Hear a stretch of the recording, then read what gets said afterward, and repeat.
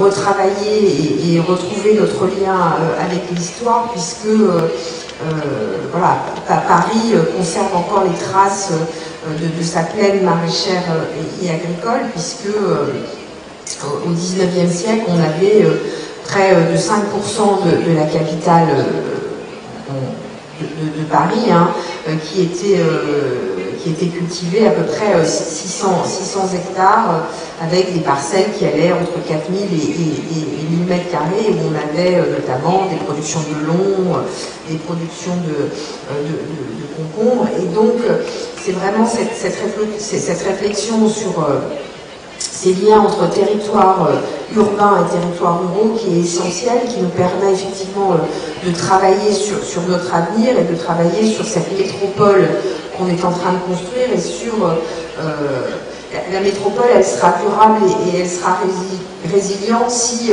le système agricole global il est préservé. Et c'est vrai que nous sommes engagés depuis plusieurs années sur l'agriculture biologique, mais je le redis, notre objectif à Paris avec l'agriculture urbaine, ce n'est en aucun cas de travailler sur une éventuelle autosuffisance alimentaire de la capitale, puisque le but n'est pas de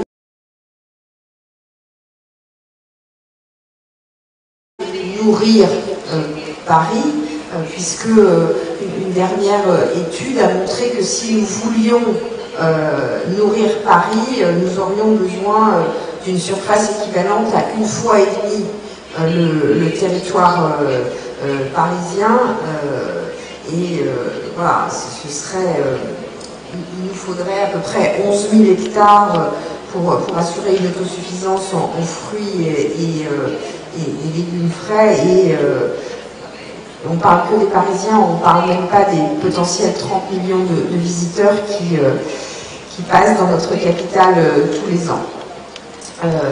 L'idée que même si quelque part on peut toujours trouver des techniques et des technologies et des organisations qui permettent de produire toujours plus, ce n'est pas notre volonté. La volonté de la ville, elle est vraiment de promouvoir une nouvelle agriculture qui est vraiment tournée vers les consommateurs locaux, vers la transformation à très courte distance des produits, avec un gage de qualité pour les consommateurs, et surtout des revenus qui sont stables pour les producteurs et les agriculteurs qui viennent dans Paris.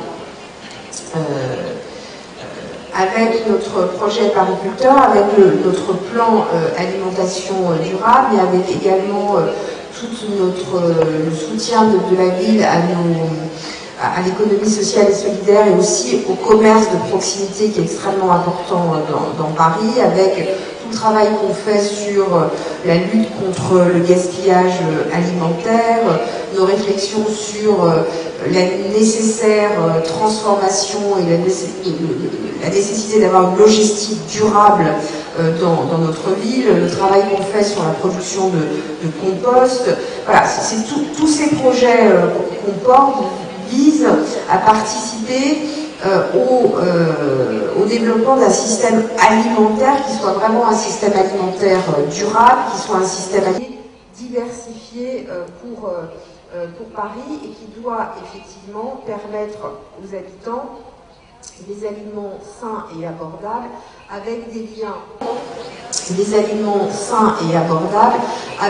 liens permanents avec les territoires ruraux. Sur nos projets pariculteurs, sur la première saison, on a à peu près sur 32 sites, on va réussir à produire 5 hectares de culture.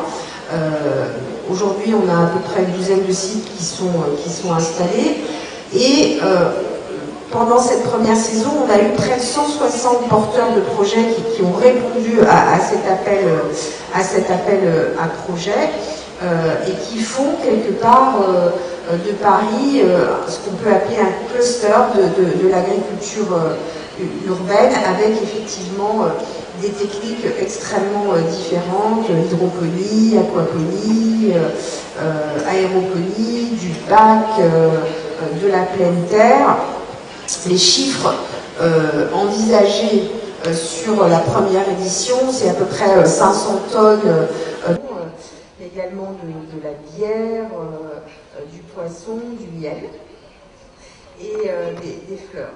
On a estimé le chiffre d'affaires de cette production sur cette première édition, le chiffre d'affaires de cette production sur cette première édition à peu près à 7 millions d'euros et une création d'à peu près 120 emplois, dont une cinquantaine d'emplois en insertion.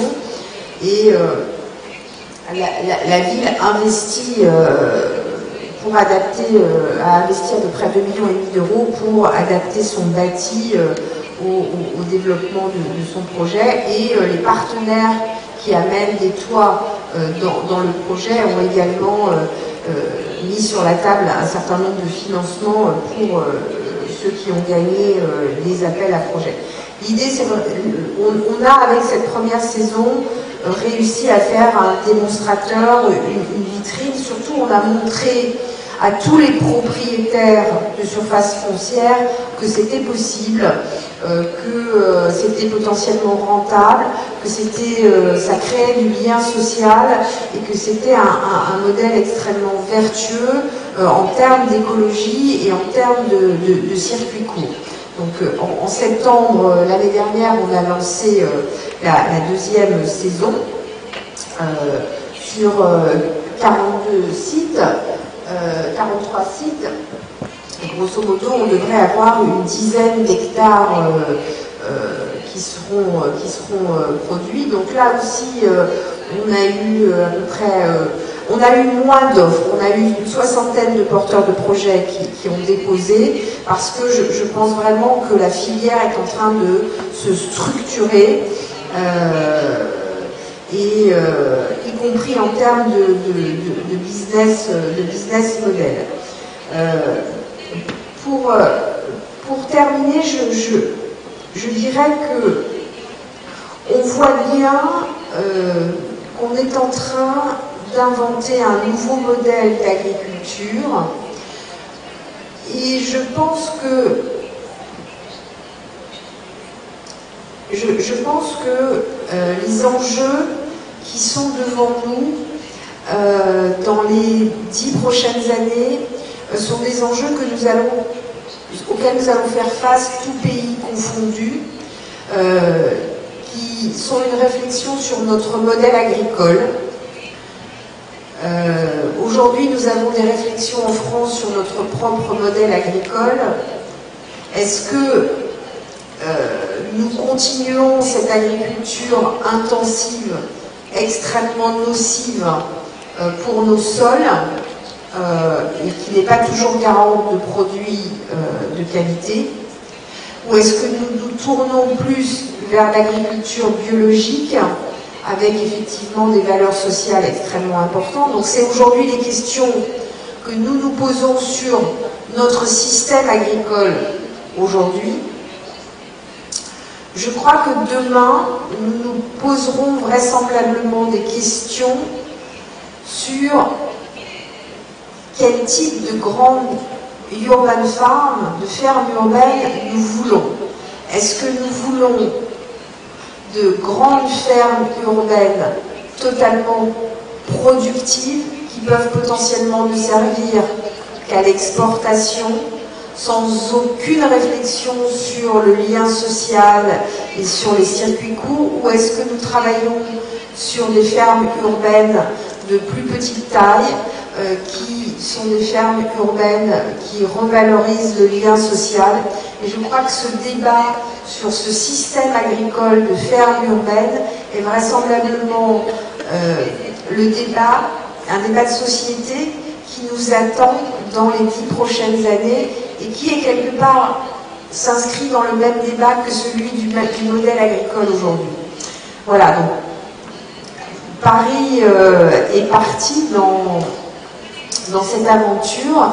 Moi, je voudrais remercier tous les intervenants pour ces partages d'expérience. Je pense que nous sommes tous ensemble lancés dans une aventure assez fascinante pour nos villes et que nous devons ensemble partager ces expériences, travailler sur ces retours d'expérience, avoir toujours en tête ces liens entre ces villes résilientes, ces liens sociaux que nous voulons garder dans ces villes et le développement de ces systèmes agricoles. Donc, merci à tous pour avoir partagé ces informations.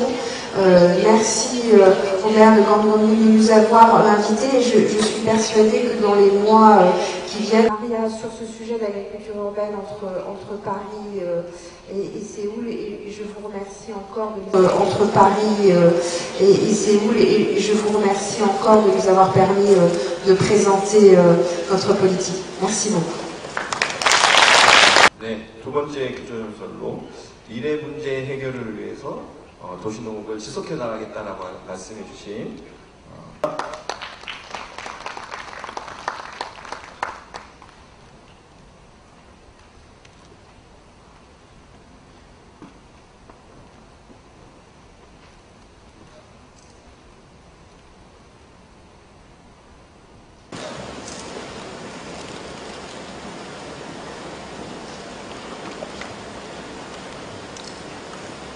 Thank you very much for inviting me to present our project, Recovery Park, to you today.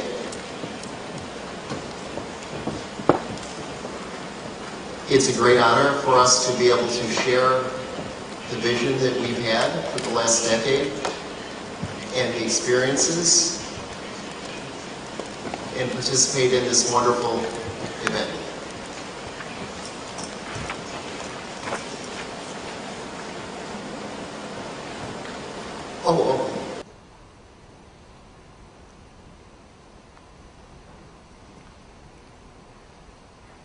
So, I believe most people have probably heard of Detroit, but I will give you a little bit of background on our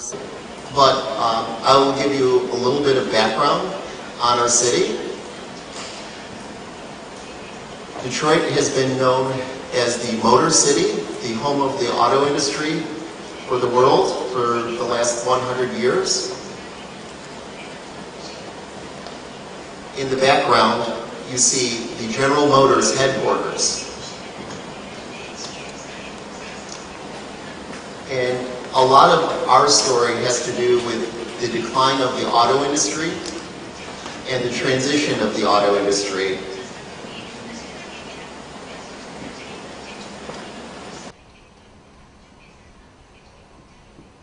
It's a small 2-acre farm.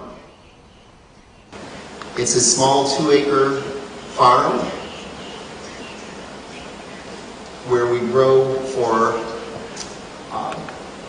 restaurants in the city of Detroit and surrounding suburbs. And it is just about 3 miles outside of the city of Detroit, outside of the downtown. So pretty much walking distance.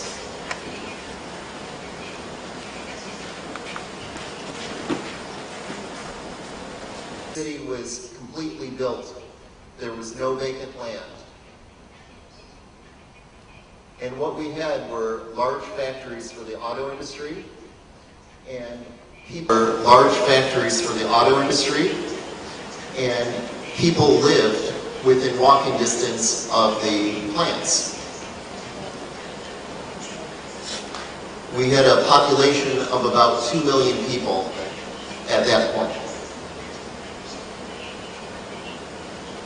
But what happened is the auto industry transitioned from having plants that were vertically built to having plants that span many, many, many acres out in the suburbs and surrounding cities and were very flat. So as those plants moved, people moved. They followed the jobs out into the suburbs and the surrounding areas.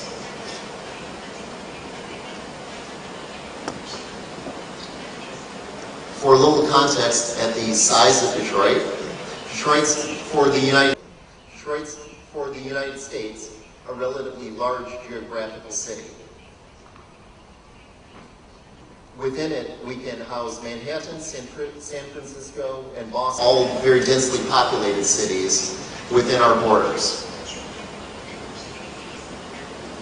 Yet today, the population of Detroit is about 600,000 people. So that's a very large loss of population.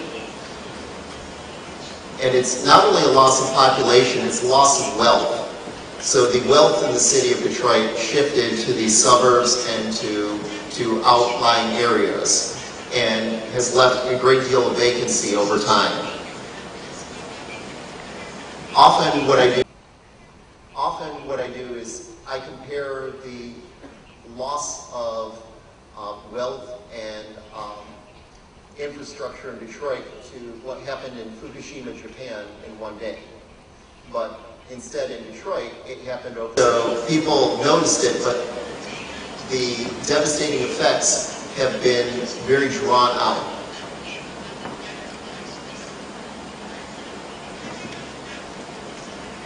This area is actually where that farm that you just saw is now located. So it was previously vacant. All the structures that had been there had been taken down over the last 50 years, either burned down or demolished from neglect. So we're really working in an area where there's a great deal of vacancy. I'm just going to go back to this slide and point out everything in green is area that's occupied, and everything in red and yellow is unoccupied. So our project sits in the most unoccupied area of the city. The neighborhood we're in at one point had 84,000 people. Today it has less than 2,000. It was also the most vibrant and populated retail district of the city at one point.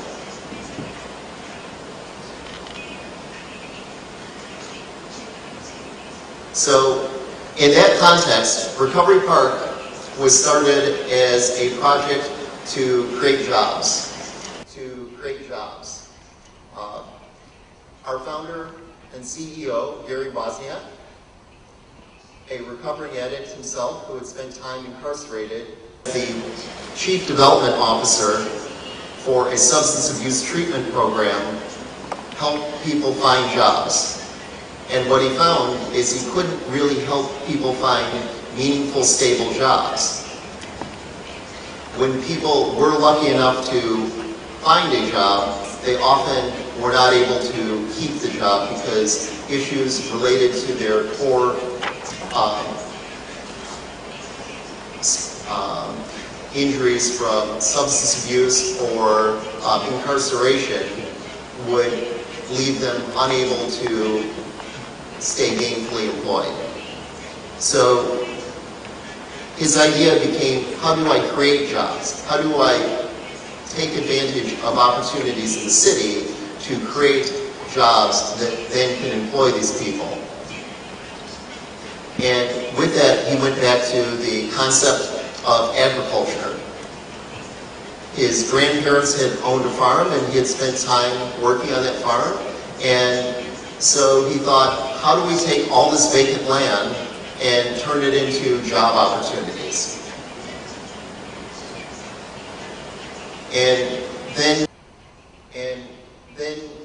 looking at what job opportunities there are with returning people to work. They are either intermittently employed or working with day labor. They probably don't pay taxes. The city needed a tax base. Very few people in the city at that point were paying income taxes and paying for property taxes for the services that the city needs to provide to its citizens.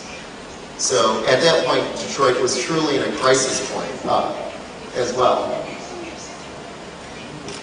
Housing, as you can see from this slide, Most of the housing in Detroit, much of it has been damaged and neglected over time because people were so poor or they simply abandoned their homes. And because the auto industry had moved out and there were very few industries looking to move into the city, we wanted to be able to create enterprises that would pay business tax for the use of the land. So that is kind of the fundamental concept behind Recovery Park. Our project is located in an area just outside the downtown. Because we wanted to do agriculture, we knew that we needed to have a large amount of land.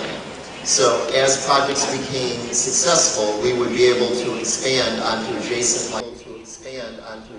land, instead of having to move our project out into rural areas. So we've been working for the last 10 years on acquiring a large amount of land.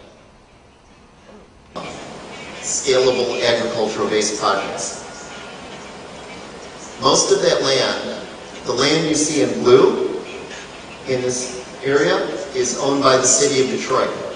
The city of Detroit in 2010 owned about 28 square miles of vacant land and properties.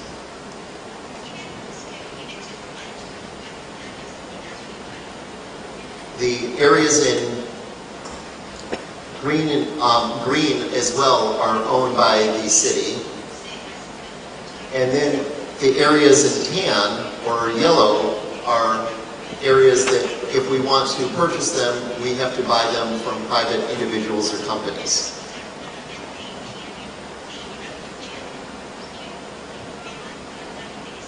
So real estate acquisition for job creation has been one of the fundamental aspects of our project. And it's one of the things that really distinguishes our project from most of the projects in the city.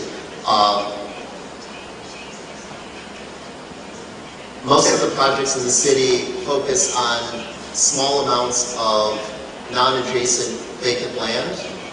We are trying to create consolidated projects that we can build an urban community, urban agriculture-based community.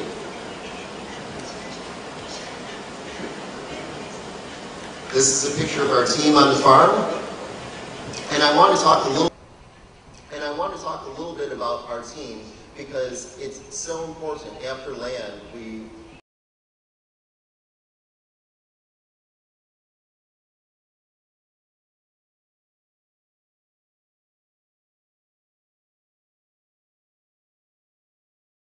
need a team, and that team includes very experienced professional farmers.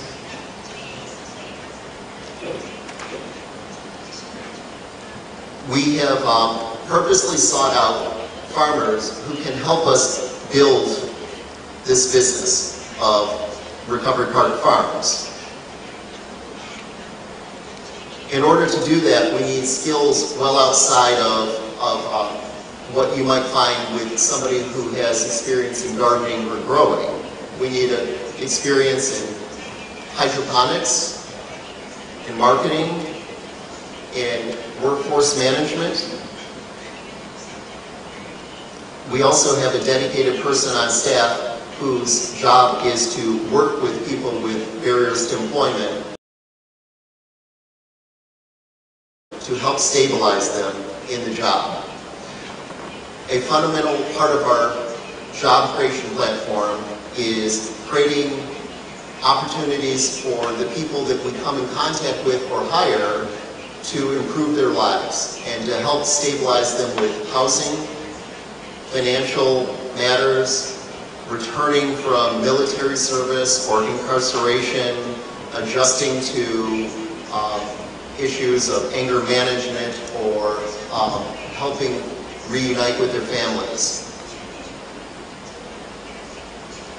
So while we not only create jobs for people who in agriculture who likely have had no experience in agriculture, we are also working to develop them as more complete and stable people and to eventually create pathways to careers in agriculture, moving from hourly work to professional credentials as a farmer.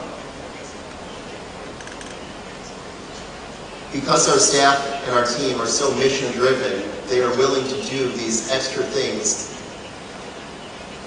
that would generally not fall in the standard work of a professional farmer. But it's a critical part of our success and our pathway forward. I would like to explain just a little bit about barriers to employment. So, in the city of Detroit, about 85% of the people are people of color. Most of those people face many structural issues preventing them from finding conventional jobs. Many have been incarcerated. The educational system in Detroit is not very strong, and so literacy and educational issues often prevent them from acquiring or being considered for jobs in the downtown area or in the suburbs. Many people do not have cars, so getting to work can be more difficult for them. And there are many barriers financially to working in the city that make it sometimes more advantageous for people to find other modes of employment.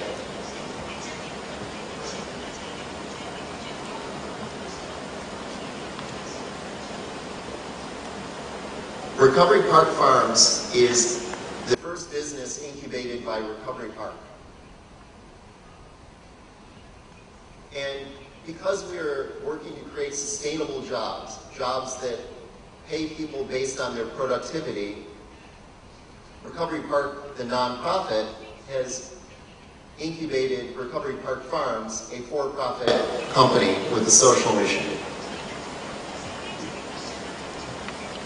As a socially driven enterprise, we have to find a market, and we have to grow a market, find customers, understand what they need, where the gaps are, and fill that.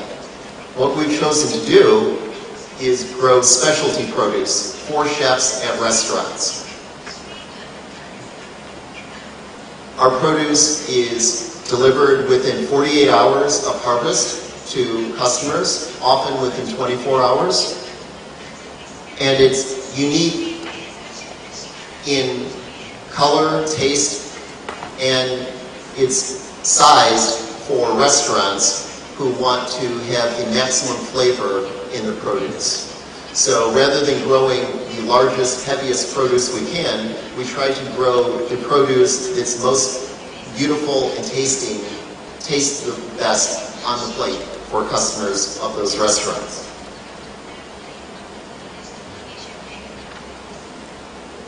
One of our major product lines is edible flowers. So we are currently growing about 12 different types of edible flowers. They're not only beautiful, many of them taste very, very, very good, either spicy or sweet, very aromatic, and we believe that there is a tremendous opportunity for a local producer to produce something like this that cannot travel well. So farmers outside of the city, outside of the locale, would generally be unable to ship a fresh product like this. We can ship it every single day.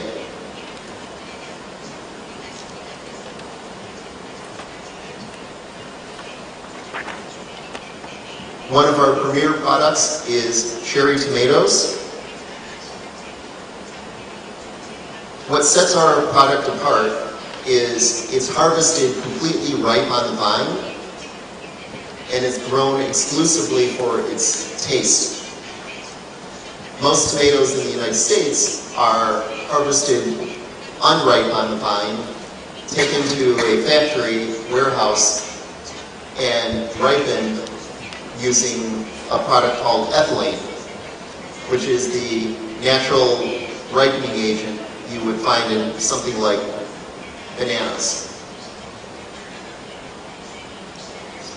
Ours truly have a better flavor, texture, taste, and we have found that chefs and restaurants are willing to pay extra for that. So in the market, you might find tomatoes selling for $1.05 per pound.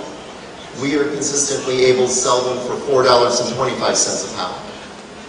And that is through not only our product, but our relationship with the chefs and the restaurants.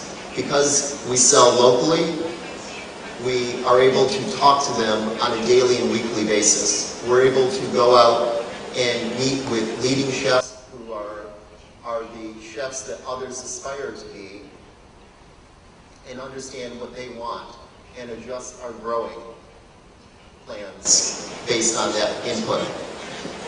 As well, if they don't like something, we will usually know within a few hours of them expressing it to the salesperson from our distributor. Very few farms have that kind of close loop of feedback with their customers. That is what we believe will be one of the things that really sets us apart in having a consistent market for our product.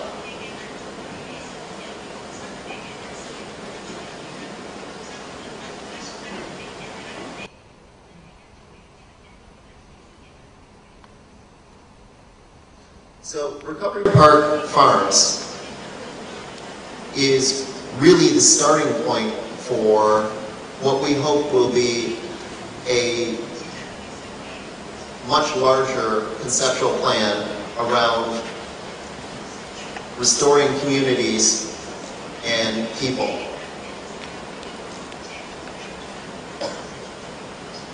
In the neighborhood we're in, and in most of Detroit, the natural features have been removed. So there are no longer hills or slopes, and there are no longer streams or rivers flowing through Detroit. They were removed as part of public health plans in the late 1800s and early 1900s.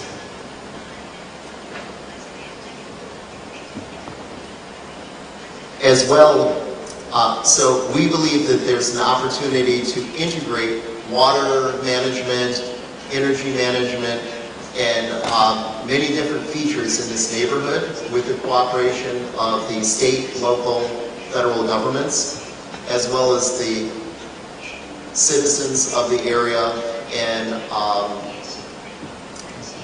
many, many different types of stakeholders who have an interest in green communities.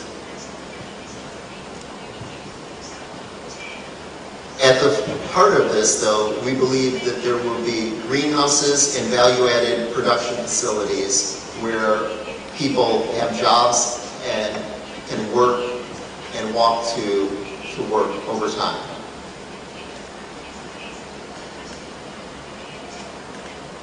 In the areas that were once prime retail areas, we believe there's an opportunity to rebuild them.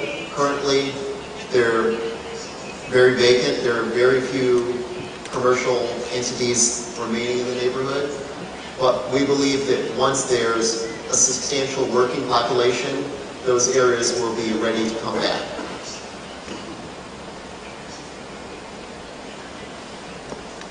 And within that, we believe that with job creation as the center of the neighborhood, we will see a rebound in housing. Many projects try to create housing with the idea that people will move in and that jobs will follow the housing. We believe it will work the other way.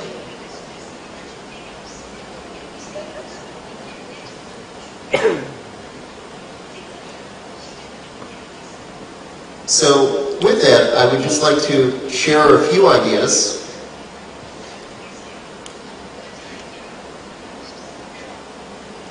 about how we see urban agriculture and how we see the different forms of social and commercial urban agriculture.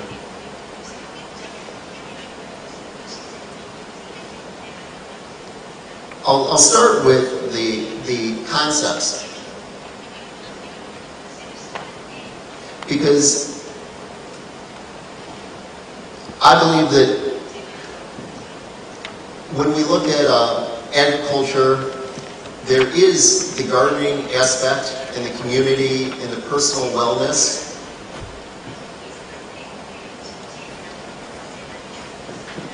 But I think that needs to be separated conceptually from commercially driven job creation projects. We need to look at them differently and how we approach them and what kind of support is needed.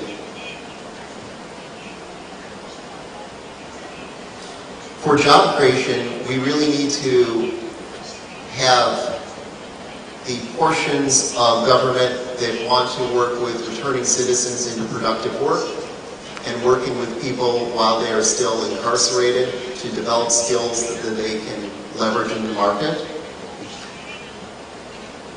There are many impediments too to building a farm in an urban area.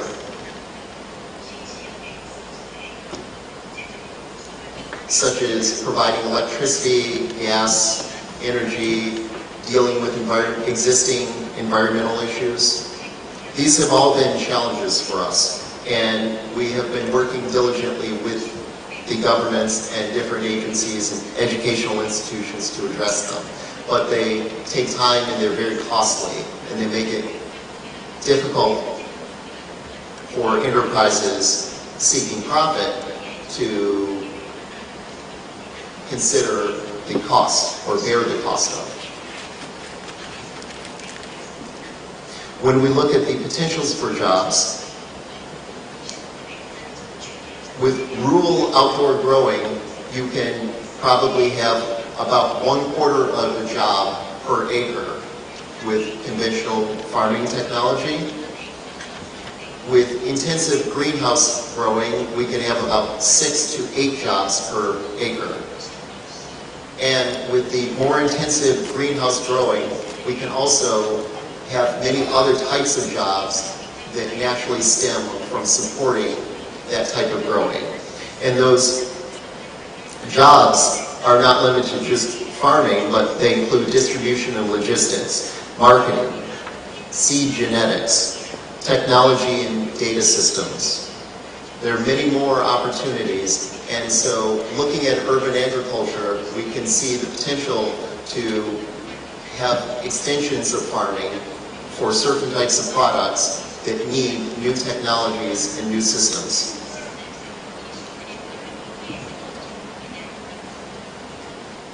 And that is pretty much what I have to share with you today. I look forward to any discussions that I might be able to engage in.